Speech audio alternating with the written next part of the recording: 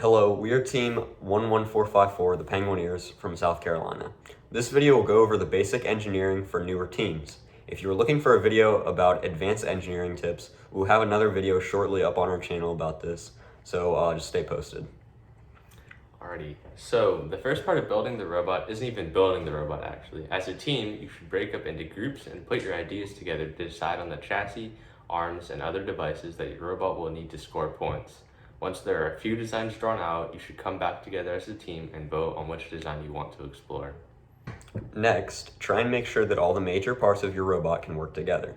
You don't want a minor part of your robot's design constantly getting in the way of one of the most important parts. All of your systems should be able to either support each other or be able to function on their own independently. Another important part of your robot's design has to be who's driving it. Your robot needs to be able to do its job effectively, but remember that controlling a robot is difficult, and sometimes the more control you have, the harder it is to use the robot. For instance, if you have an arm that can grab from every conceivable angle, this seems amazing on paper, but remember, the drivers have to adjust the arm every time you use the arm.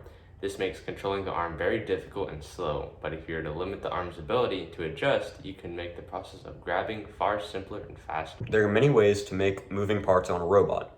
There are motors and servos that provide solutions to two completely different jobs.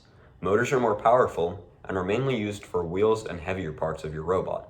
In addition, they can move very quickly but have no way to determine the angle of rotation. One robot can have 8. Servos are used for lighter parts of the robot. Some servos can only turn 180 degrees while others can turn an infinite amount. Servos can also turn to specific degrees, giving you a more accurate control.